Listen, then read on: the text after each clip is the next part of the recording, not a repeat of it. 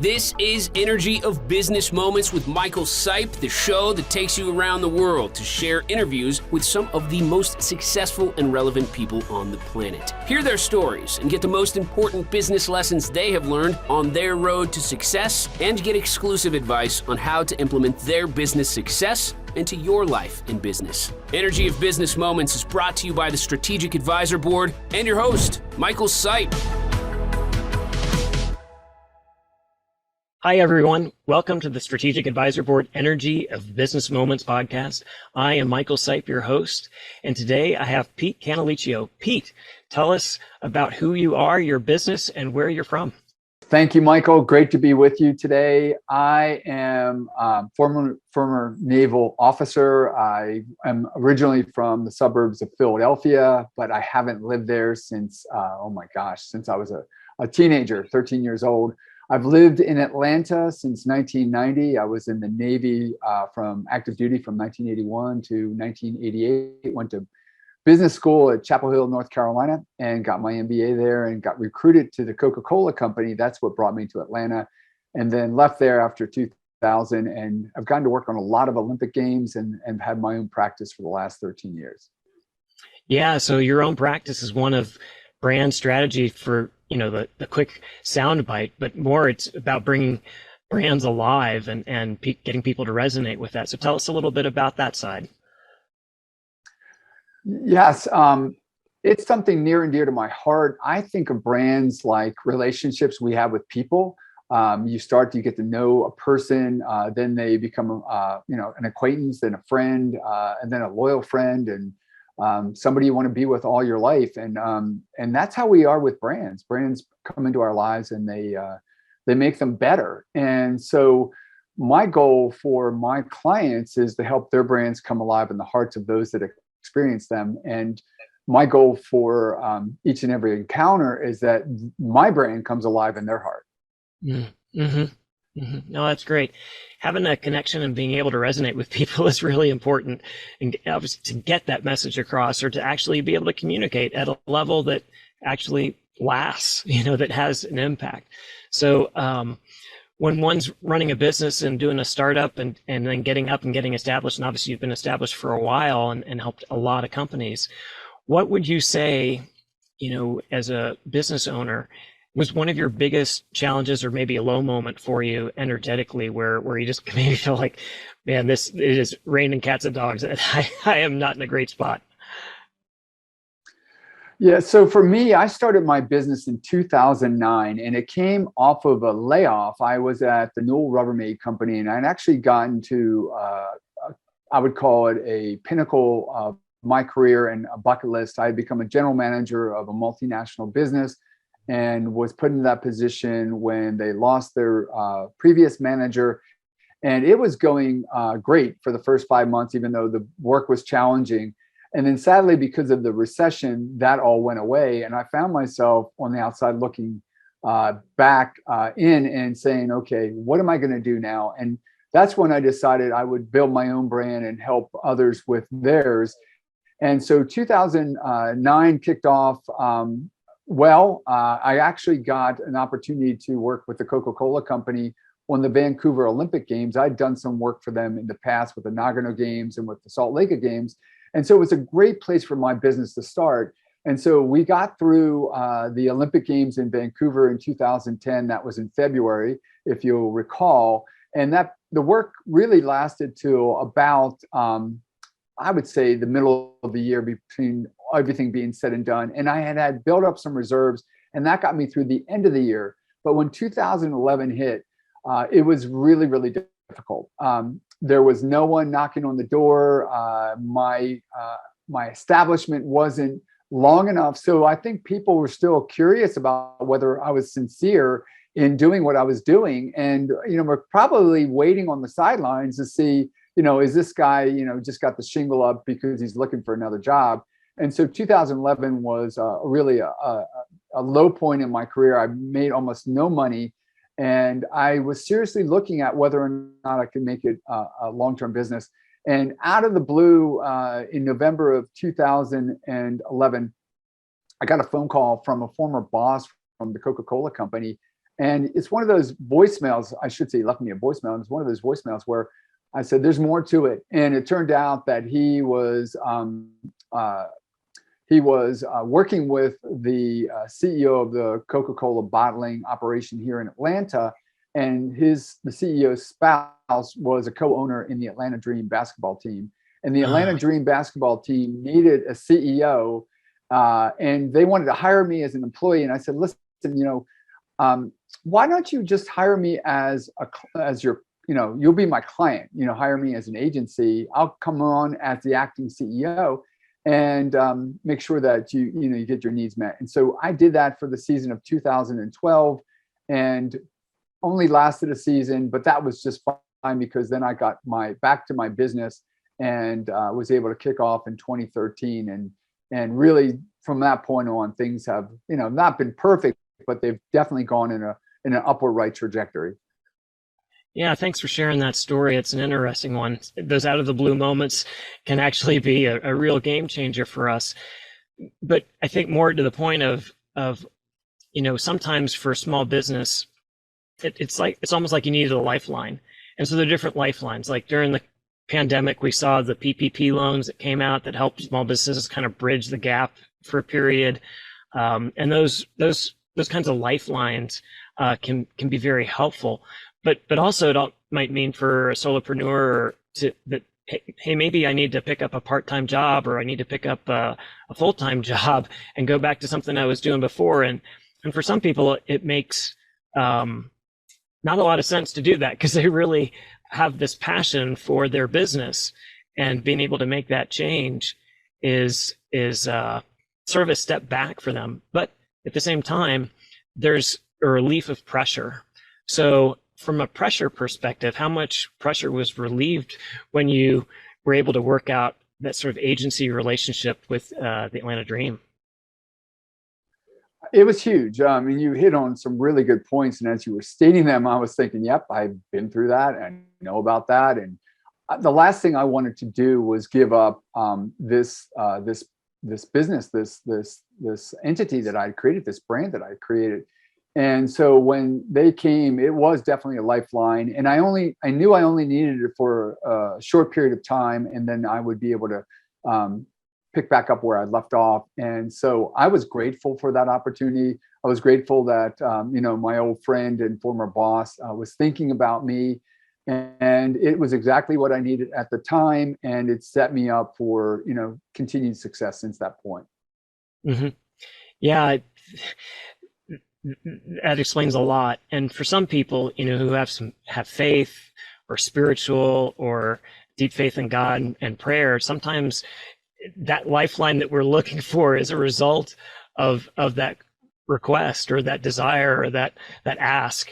And so when that comes in, there's a certain amount of gratitude that one has to ask for, or to have to really appreciate that. And it sounds to me like you're really grateful for that opportunity. You nailed it. I was definitely praying about it and knew that God was hearing my prayers. And I absolutely believe it was what he wanted me to have in order to see me through to get to the other side. And that I had a different job and a more important purpose on the other side of it, but I had to get through that difficult part in the meantime. Yeah. Great story. Wonderful. Thank you for sharing that. So on the flip side, what's been a high for you, an emotional high, just where you were like, I am in my spot. I am enjoying my business. So I'm glad to be able to share that. And I've been really, really fortunate over the last, let's say 5 or so years.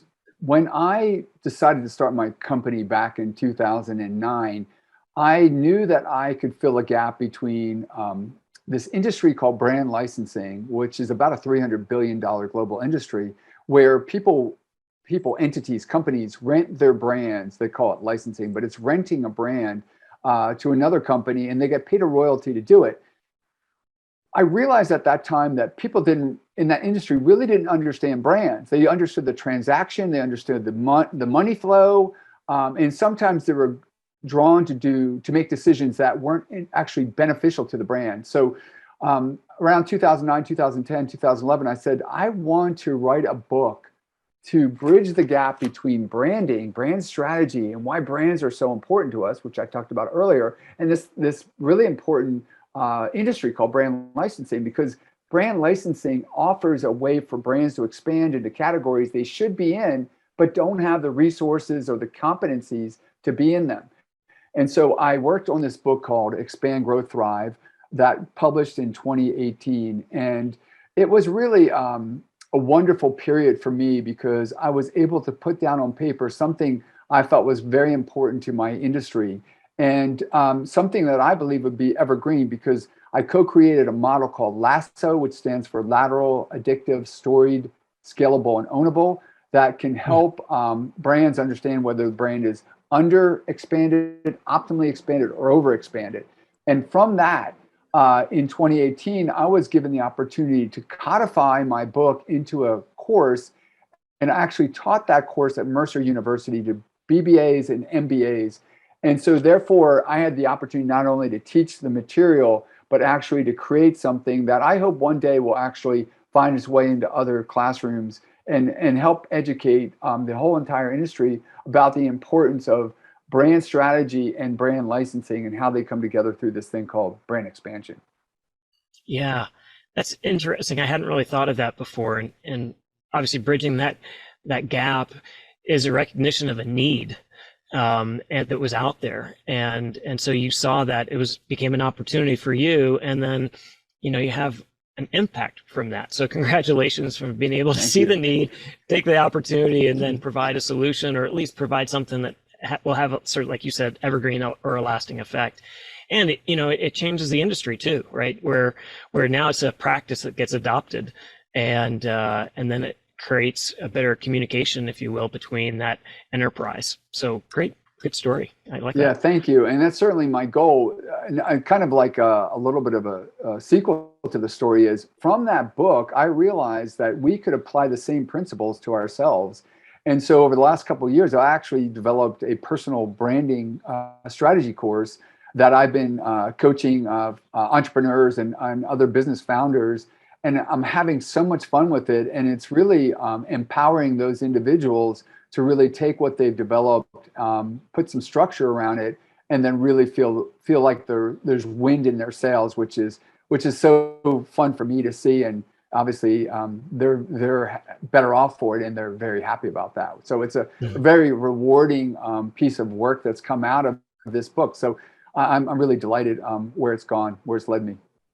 Yeah, that makes sense. And the part that I think is really interesting too about this sort of offshoot into the individual personal branding is the interaction you get to have with others. You get to connect with them and get to know them. And that actually is pretty fun when you get to, because people are interesting. You get on a subway, you get on the airplane, or you pass somebody down the hall. You don't really get to know them, obviously. And when you do get that opportunity, it really creates a little bit of a bond and actually becomes kind of fun. So I can tell you really enjoy doing that. And it's one of those offshoots from the book that really provides some fulfillment for you. You're nailing it on the head. And I am so in agreement with that. One of the things that we work on, we have three pieces to this brand strategy. The first one is your brand story. The second one's your brand architecture. The third one's your brand positioning. So as you can imagine, we work on each person's brand story. And I tell them, look, I could tell you my story without any highs or lows, and it would be incomplete, even though I could speak for an hour about myself. So I tell them, you've got to include those inflection points. And imagine for me being the individual who gets to hear about these individuals, and all of them are well accomplished, professionals. And so I'm hearing about the low points that help guide the way that they think about their lives. And of course, the high points, it's always great to see and celebrate with them. But you're absolutely right. I'm knowing these individuals at a very intimate level, and I really appreciate that and respect that they're willing to be vulnerable with me and to be so open. Yeah. It's interesting you talk about vulnerability and being open. And one of the things that I like to talk a little bit about is self-worth. And when we have a strong sense of self-worth, then we aren't vulnerable. We are being open. And so it's almost like two sides of the coin. The vulnerability comes in when somebody judges us and says, oh, you're being very open. Well, I'm being open because I feel a strong sense of self-worth, and I'm going to share that low point, that weak point I had. And I'm fine sharing it because I know we all go through tough times. So I'm not unique. I'm not any different. And yeah, it might look negative. I don't care because I have a strong sense of self-worth. So that's really a great piece there where you're able to pull out that story that they have and get them to the point where they feel comfortable sharing that. So that must be really interesting. Yeah, good. Yeah, and Michael, I 100% agree with you. The way I think about it is we have a responsibility, right, on this planet to do what we do and meet the needs that we are destined to accomplish. And so for each of us, that requires that we're willing to be vulnerable or willing to lean into our self-worth to make sure that the person on the other side can benefit from our experiences. So couldn't agree with you more. And I've learned that over the last probably 20 years, but each and every day it's more and more rewarding. Yeah, it makes sense. And it helps you get up in the morning and keep wanting to do it. And that's always a good motivator. Yeah, good. Well, Pete, here's the question that I love to ask. If you could meet anybody deceased or living today, who would that be and why? Yeah, so I won't go with the one that I probably a lot of people would want to, and that's that I'd love to meet Jesus Christ, but I'm not going to talk about that today. But I'd like to talk about meeting Benjamin Franklin. I remember when I was a small child reading his biography and just thinking, wow, this person is way more than I ever thought he was. I thought he was a politician. I thought he was a statesman. I thought he was an ambassador. But then I learned so much more about this individual, that he was an inventor, that he was an advocate for the press, and just incredible, a genius, right? One of our founding fathers. He had principles.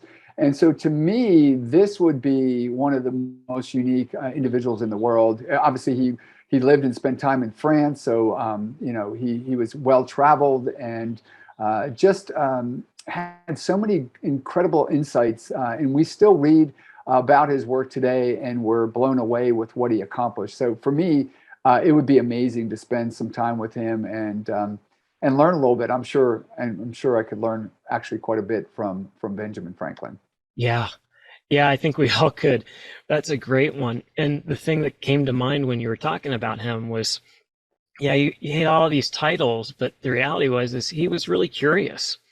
He wanted to know more about things. And so whether that was the inventor side or being able to be a champion for the press to get ideas out, that strikes me as he was curious. And so having a curiosity in our business, in our personal life, in our social life, like that's a really wonderful quality to bring. And then being with somebody like Benjamin Franklin who would have that, I'm sure he'd ask us a lot of questions too. Yeah, that's a great one. Thank you. Wonderful. My pleasure.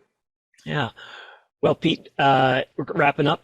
Please share a little bit about how people can get a hold of you, what you offer, and any other pertinent information you think would be valuable.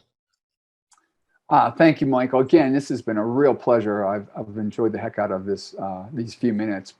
You can find me on PeteCanalichio.com. So that's PeteCanalichio.com, or on social media. I have a fairly significant presence on LinkedIn. I'm also on Instagram, Twitter, and Facebook.